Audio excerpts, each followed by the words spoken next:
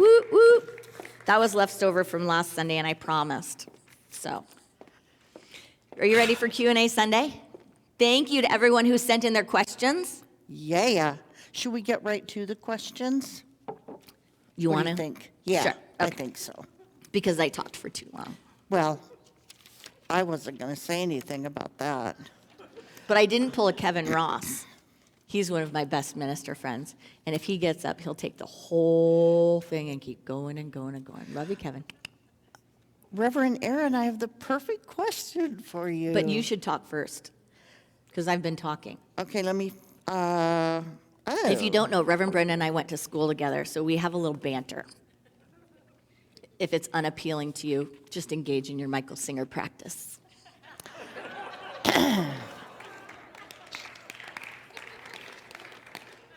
Zing. How come I let go of situations and they come back? That's a great. Has anyone had that experience? Like a boomerang. I swear I dealt with that. And I swear I healed it. I do it every year at Thanksgiving. I heal that one. Oh, yeah, she really does. So, how come I let go of situations and they come back? I really want to let go and have the peace that Michael talks about in the book. Yes. One of your quotes, I think, is great. My personal thought is, in our human condition, human and divine condition, life provides us curriculum.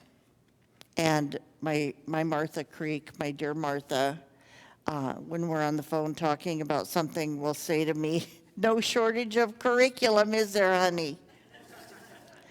So this curriculum comes moment by moment, day by day, and it's, if you've been following or a part of the small group series, by the way, how many people followed the Sunday series and read this book yet did not enroll in a small group? Wow, that's very cool. So for those of you who have been digging into the book, you know that Singer invests a lot of words, time, and energy on samskaras, on blockages. So these blockages come up when they're ready to be healed. Yes? Reveal that which is to be revealed and heal that which is to be healed. So have any of us had the experience where something big, a blockage, comes up for healing and we go, done. Done. I feel like it's part of the human nature that it comes up in pieces that we can be present to. It comes up in pieces that are, quote unquote, healable in that moment. And when we are ready for greater depths, when we are ready for the next layer of the proverbial onion, it circles back around. And greater and deeper realization, yes, and greater transformation and healing. Healing is not a one and done. That's my summary of that. And on your favorite quotes sheet, you had this as one of your quotes. I did, but do you know what part it's in? Yeah, do I you can't have just your pull that out of my head. Oh, I printed mine out. Just kidding. I mean, I'm not kidding, but that was a dig. So I really want to let go and have the peace that Michael talks about. Remember, he said in the book, we don't have to know all of the how-to. We don't have to know the whys and wherefores. It is our pure intention that is the energy in living untethered. I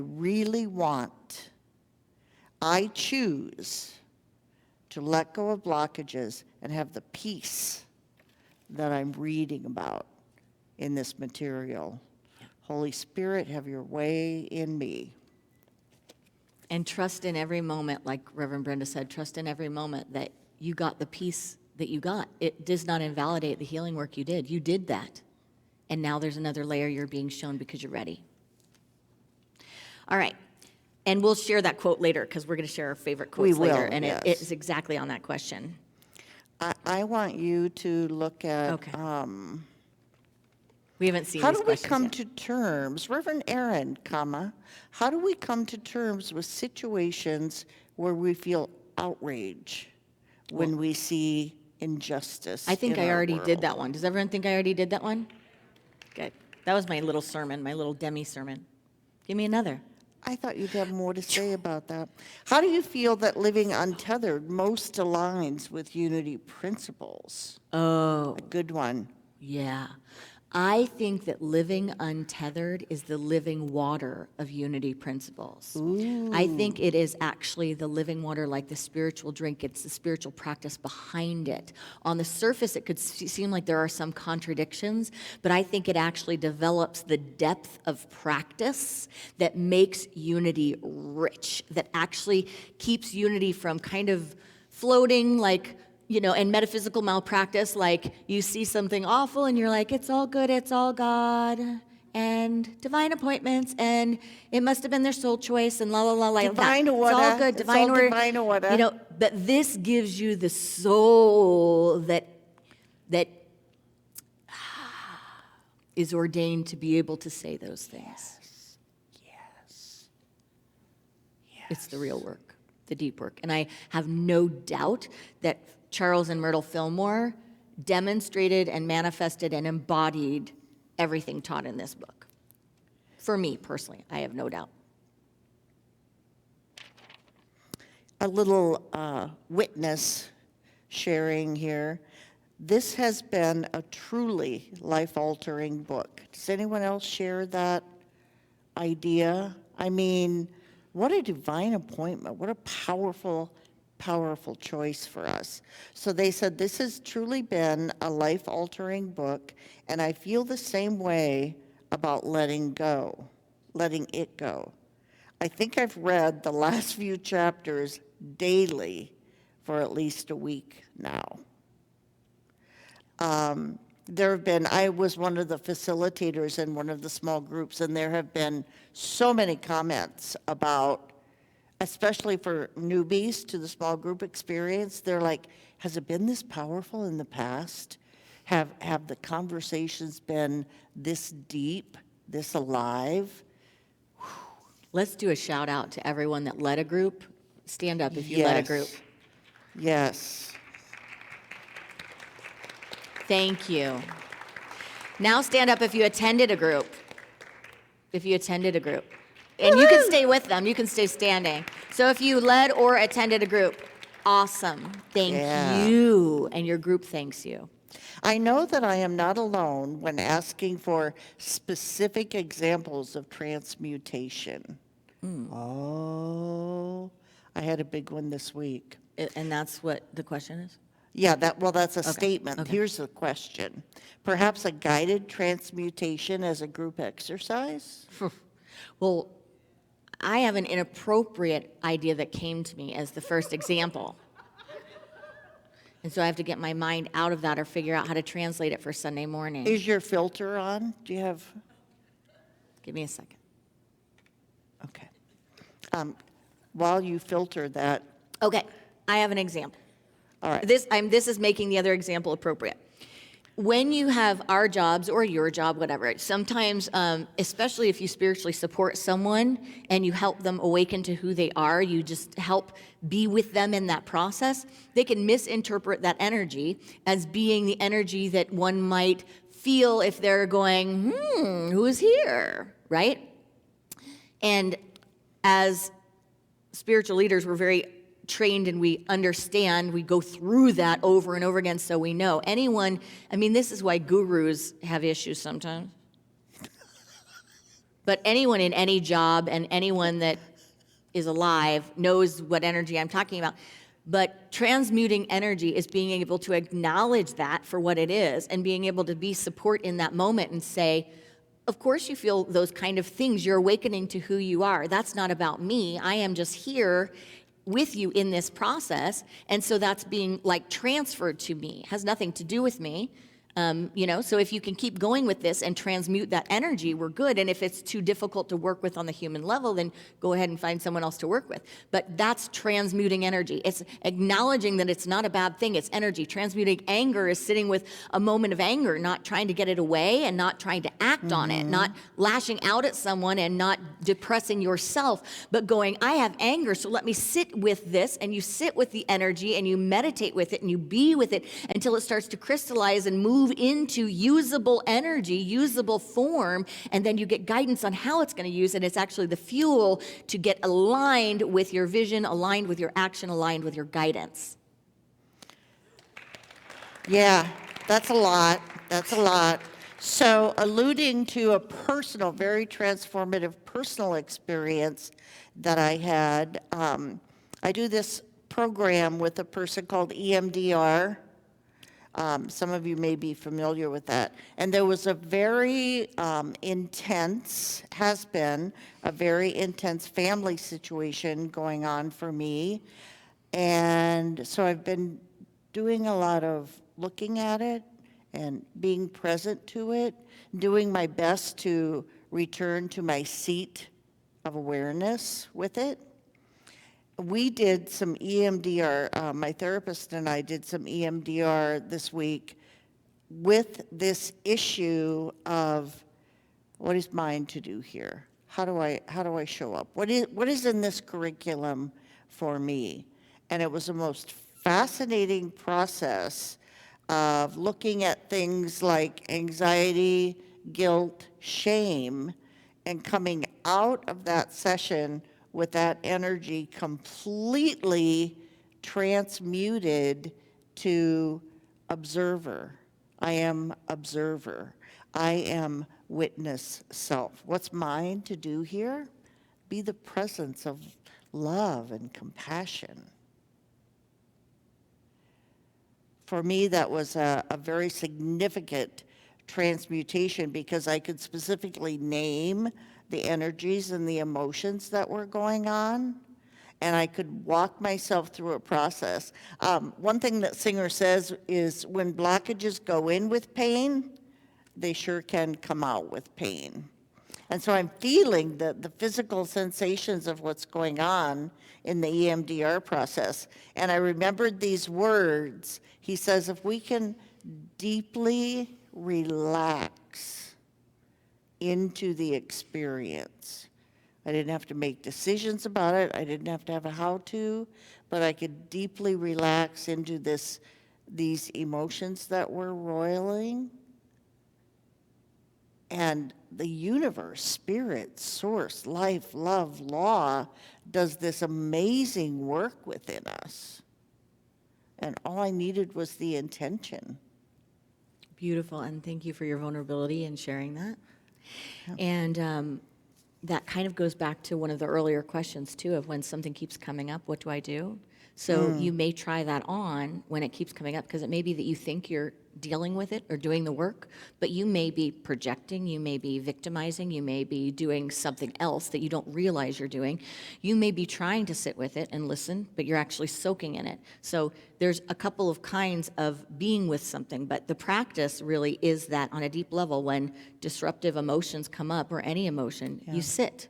And you sit with it, and you allow the energy to move through you. You could think about having a nose on any of the part of the body. Like if you could say, where do I feel this in my body? Or when was the first time I remember having this feeling when I was 6 years old, 4 years old, 2 years old, whatever it is. And then you go back to that time period, or you go to that place in the body where you feel the blockage, or you feel anger, you feel whatever. And I'm not good at doing that because I don't feel things like, oh, I have anger and it's down in my toe, whatever. But I try because this is the practice. But what I can do is sit with the emotion, because I'm good at emotions.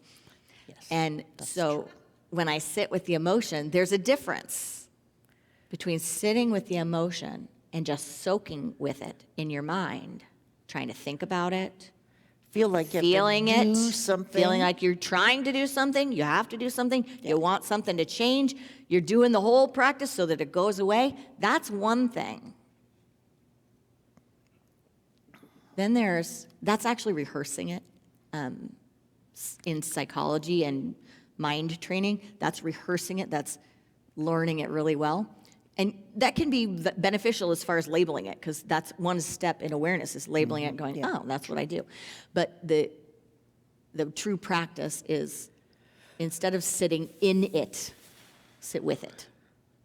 So you become the observer, you're right back behind it, you're watching it. You may even be holding its hands, but you're not in it, in the world, but not of it. You know what I'm saying? You're back here.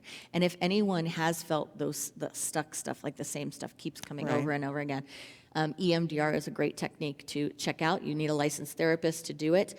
It's what old school is rapid eye movement, but now they do give you little egg paddles, and there's also an app that anyone can download. We'll put it on our Facebook page at the end of the service today, but it's an anxiety and whatever app, and it does the click track in your ears, and it has guided meditations, and that's safe to do on your own. But sometimes our almost like neural memory, right? It's like we have these responses, like you went to get that support because you recognized you were triggered, and your whole body being is responding, my gosh, yeah. and you recognize, like, this feels like I'm part of the problem. Now I have a problem, and I'm part of the problem. So it's like sometimes just the way a yoga teacher or a body worker for massage or whatever says, you might touch a spot and all of a sudden someone's bawling, right? There's body, muscle, being memory, and so you might have a deeper thing that goes back longer, and it can be unraveled in amazing ways with EMDR. And I think for my part, it was a sense of there are better ways to do this. Yeah. There are better ways to be in this and process. Or higher than this. Before we start our meditation, I have one other question I'd like to ask. Yeah. Are there spiritual mentors available for follow-up? There's so many points made in here from congregants about how do we keep this going? How do we keep this practice? And so this question at the bottom of this thought is, are there spiritual mentors available for follow-up? So I do spiritual coaching or spiritual pastoral care. Reverend Brenda does that and makes herself available for it. We have Reverend Ann here from Australia. She does that. Reverend Diana Kennedy is available to us. Often, if you are on the mindfulness side, Reverend Robert Brummett is available to do that. And I'm not sure if, I think Reverend Steve Colliday is available for that. So, so we have on our website a spiritual resources page, and you can set up appointments with those people. So if you want spiritual counseling or spiritual coaching, and that's different from therapy or psychology. Oh, yes. All right. What else do we have in here? Did we get it all? I'm good. I'm not allowed to do any more. You take a look. Speak in a about moving on what Michael mode Singer today. means about the difference between emotions versus naturally flowing energy when we have no blockages. So emotions are just like a Naturally flowing energy. the naturally flowing energy is just the energy going in your body, and he's talking about things being stuck or not. So emotions are just energy. Like if we're just a body perceiving something, it might just be there's joy or there's sadness, there's happiness or there's anger. Like it is what it is, and I don't mind it. No, there's no more resistance to one than the other. It's just energy. There's free-flowing emotions. Like, oh, there's emotion. My favorite bumper sticker about emotion is energy in motion. Yeah. And it's always moving. Like, we don't have the same emotion that we had at 9:30 or at 10:15. It's always on the move. So the natural flowing energy is the Shakti, the chi that Singer refers to. Yes. And it's what I would call the activity of spirit in us, the movement of spirit in us. That is always present and always flowing, and we can access it to the degree that our blockages are cleared. That's what I would say about that. And part of one of the questions that we didn't address is, could there be a larger group follow-up led by a minister or with prayer chaplains or LUTs? Yes, it's called a deep dive, and it happens every single Sunday. And one other person that I didn't mention is we have an amazing licensed Unity teacher who teaches heart math, and her name is Judy Estes, and she also does spiritual coaching appointments, and she is available on our website as well. And she is masterful at what she does, so she is available for you as well. Last question. Michael Singer has his 3 suggested ways to keep the heart open and energy flowing when some skaras are activated. Which of those do you use, and do you have any others to add? So I use external rage. No, I call it aggressive. There's passive aggressive. I use aggressive aggressive. No. But truly, sometimes I do. I feel that, like I'm an expressive person. If anyone's worked with me, like you see me and you see what you get. And then I do my work. And when I'm doing really well, I do my work first and I keep my mouth shut. And then I do my work. So one of my things is I have spiritual people that I really trust and believe in, like this amazing woman right here that helps me process, and Martha Creek and all that. And then on a level of just myself, I take a deep breath and I remember to sit. I don't just keep going. I stop and I sit and I be with it. And I be with it to the degree that I say, okay, where do I feel this in my body, even though that's not my style? And can I send my breath there? And I try to do the piece of how familiar is this feeling, not the scenario. My ego can argue with the scenario and make anyone wrong. I'm the best lawyer. But how long have I felt this feeling? How old was I? How many times? Is it recurring? And then it becomes very familiar. And then I go, it's mine. It's irrelevant what they did, what's happening with that, what's going on there, because this feeling is mine. And I brought it to the table. They were able to activate it and mirror it and show it to me. But it's in me. And that's where the work starts. And that's what I do. So always the breath for me. That's always my first go-to. The second is my most dependable mantra, spirit is in the midst. Spirit is in the midst. And then the other technique that Singer mentions and recommends that I also use is coming back to the seat of awareness, coming back as the witness, as the observer. Yes. And the way Martha Creek describes it to me is, because I'm a movie lover, so she'll say, imagine yourself in a seat at a theater and you're watching this life scenario play out on the screen. You're watching it. So it gives us that space. Yeah. And you can also do a little role play, because you got to find your style. You got to find your God language, your spirit language. Totally. You got to keep trying it on. That's why this is a practice thing. But for some people too, it's going like, just stopping. I'm not going to say anything. I'm not going to do. How would I like to show up for this? Journal it. How would I like to show up? How would my higher self show up? And then get support in removing the blockages or doing the work so that you can show up like that. And you'll fail and fail and fail, and that's okay. And then every once in a while, you'll start getting it, and you're like, it's happening. Are you